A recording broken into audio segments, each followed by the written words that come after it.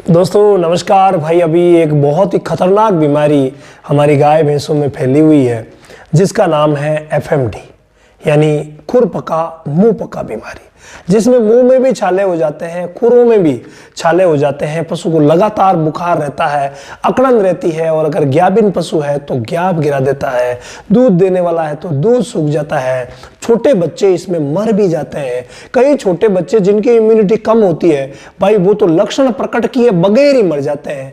ये बहुत ही खतरनाक बीमारी है। हालांकि बड़े जानवरों में मौतें बहुत ही कम होती है लेकिन भाई वो जर्जर स्थिति पैदा हो जाती है जो मौत से भी बदतर होती है।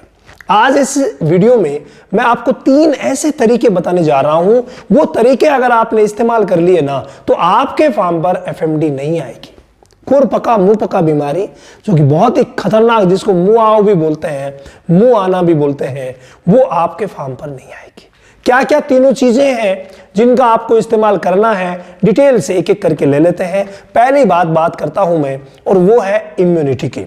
आप अपने पशु जो भी आपके पास गाय है भैंस है, पहला काम यही कीजिए कि उनकी इम्यूनिटी बढ़ाने का वर्क कीजिए। हालांकि मैंने बहुत सारे वीडियो इम्यूनिटी पे बनाए हैं और इसमें भी मैं आपको बताऊंगा कि इम्यूनिटी आप किस तरीके से बढ़ा सकते हैं। देखिए, जब भी बच्चे का जन्म होता है उसी समय अगर उसको माँ का पहला दूध पिला दिया जाता है तो माँ के शरीर से जो इम्यून सिस्टम काम करता है वो उसके लिए भी काम करने लग जाएगा उस माँ के प्रथम दूध की वजह से, जिसको हम खीस बोलते हैं, कोलेस्ट्रम बोलते हैं। क्योंकि माँ को अगर कोई वैक्सीन लगी है, माँ को आपने डिवॉर्मिंग करवाई, माँ को आपने मल्टीविटामिन वगैरह दिया, संतुलित आहार दिया, तो माँ में वो बहुत अच्छी चीजें रहेगी जो बच्चे में भी आएगी और वो खीस के माध्यम से आ जाएगी। तो पहली इम्यूनिटी वहीं से शुरुआत होती है। उसके बाद दूसरी इम्यूनिटी मिलती है लिवर टॉनिक और डिवॉर्मिंग से। जी हाँ, जिसको कई भाई अभी भी नहीं अपना रहे। अभी भी मैं कई फार्म जब मैं हैंडल करता हूं, क्योंकि हमने क्या किया है, अभी हमने डेयरी फार्मिंग की ट्रेनिंग स्टार्ट कर दी है और उसमें हम क्या कर रहे हैं, डेयरी फार्मिंग की ऑल ओवर जानकारी साइंटिफिक बेस, क्योंकि एक वीडियो में सभी कवर नहीं हो पाता, तो कम से कम आपको 100 घंटे का एक ऐसा सेशन दिया जाता है, एक ऐसी ट्रेनिंग दी जाती है जिससे कि आप कंप्लीटली एक एक चीज, एक एक बातों को अच्छे तरीके से सीख सकें। और जब सीख लेंगे तो उसके बाद भाई डेयरी फार्मिंग बहुत आसान हो जाएगी। जो डेयरी फार्मिंग करना चाहते हैं उनके लिए भी इंपॉर्टेंट है, जो करने की मतलब पहले से कर रहे हैं 2-4 गायों से, 2-4 भैंसों से, उनके लिए भी इंपॉर्टेंट है। तो जो बड़े स्तर पर कर रहे हैं उनके लिए तो ये ट्रेनिंग जो है वो बहुत ही ज्यादा लाभदायक है। इसमें गायनिक का नॉलेज होता है, मेडिसिन का नॉलेज होता है, मैनेजमेंट का नॉलेज होता है, ऑल ओवर फीडिंग का नॉलेज होता है। यानी एक भी बात जो साइंटिफिक बेस एक डेयरी फार्मर को जाननी चाहिए वो पीछे नहीं छोड़ी जाती। तो वो आप अगर ज्वाइन करना चाहते हैं तो व्हाट्सएप नंबर दिए गए हैं, इन पर व्हाट्सएप कर दीजिए। हर महीने की 5 तारीख से नया सेशन शुरू होता है। या फिर रामावत एनिमल ऐप पर चले जाइए, वहां आपको डेमो क्लासेस भी मिल जाएगी और वहां आपको पूरी जानकारी भी मिल जाएगी। तो वहां से नॉलेज सारा हम दे ही रहे हैं।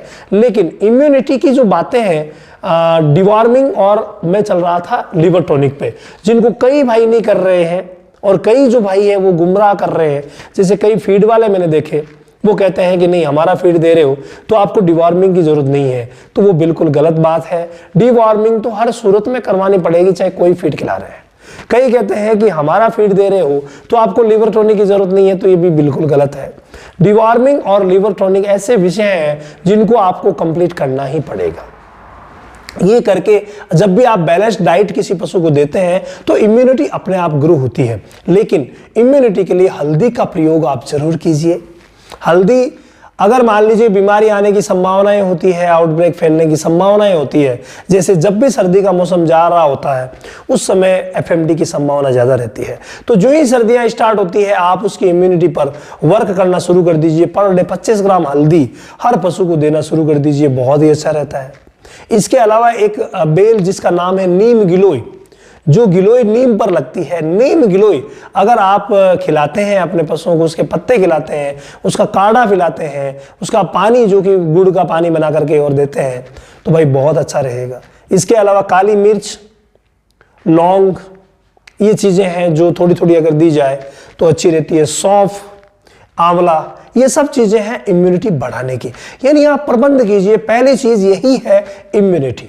कि आप इम्यूनिटी बढ़ाने के लिए अपने पशुओं के लिए बहुत अच्छा प्रबंध कीजिए, तो भाई फिर नहीं आएगी, कोई दिक्कत नहीं होगी। दूसरी जो चीज मैंने जोड़ी है और वो है वैक्सीन। दूसरी चीज वाकई वैक्सीन है। वैक्सीन एक छोटी सी वैक्सीन लगती है और कोई ज्यादा खर्च भी नहीं लगता। अगर 5-10 रुपए खर्च लग भी गया और वो भी नहीं लगता है।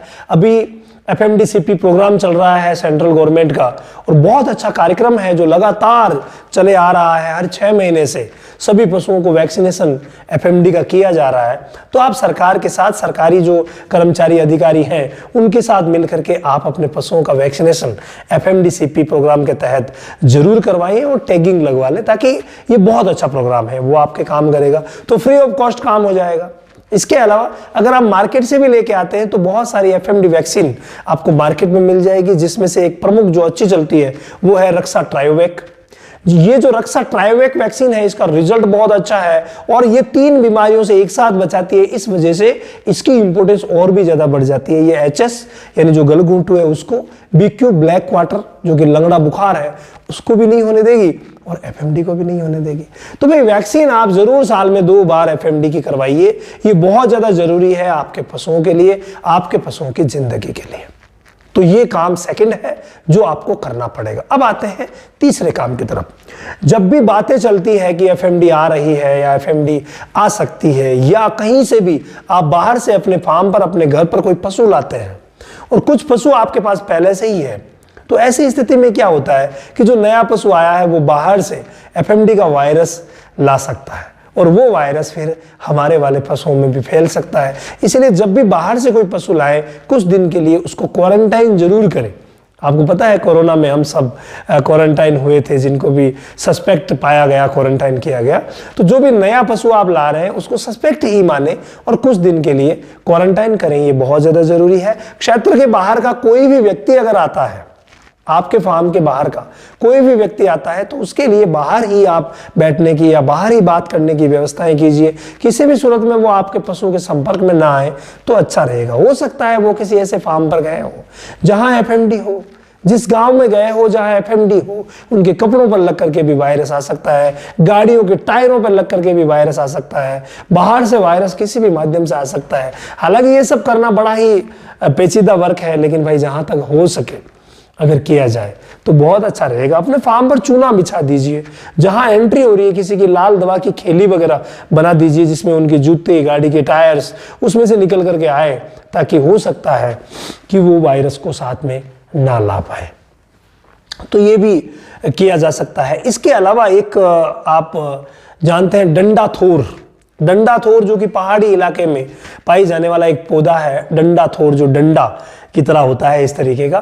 तो ये जो डंडाथोर है ना, ये भी बहुत ज्यादा इंपॉर्टेंट है। अगर आप डंडाथोर पानी में डाल देते हैं, जिस खेल में, जिस बर्तन में आप पानी पिला रहे हैं, उसमें कम से कम 2 घंटे के लिए डंडाथोर की जो डंडे होते हैं इनको काट करके डाल दीजिए और 2 घंटे वो डाली हुई रहेगी। उसके बाद अगर आप पानी पिलाते हैं तो वो पानी बहुत अच्छा रहता है, बहुत ही शानदार रहता है। और आपकी गायों भैंसों में जो ब्लॉक में बड़ी स्तर पर है तो उनमें किसी भी सूरत में FMD यानी कि खुरपका मुंहपका बीमारी नहीं होने देगी। तो ये कुछ ऐसे प्रबंध थे, अगर आप कर लेते हैं तो भाई बिल्कुल आप अपने पशुओं को FMD से बचा सकते हैं। बहुत ही खतरनाक बीमारी है और इस खतरनाक बीमारी से बचाव ही उपचार है, आप ये मान के चलें। अगर आपने बचाव नहीं किया ना तो उसके बाद उपचार बड़ा ही टेढ़ा हो जाता है। फिर भी आप निवेदन करेंगे तो अगला वीडियो उपचार पर मैं जरूर लेके आऊंगा।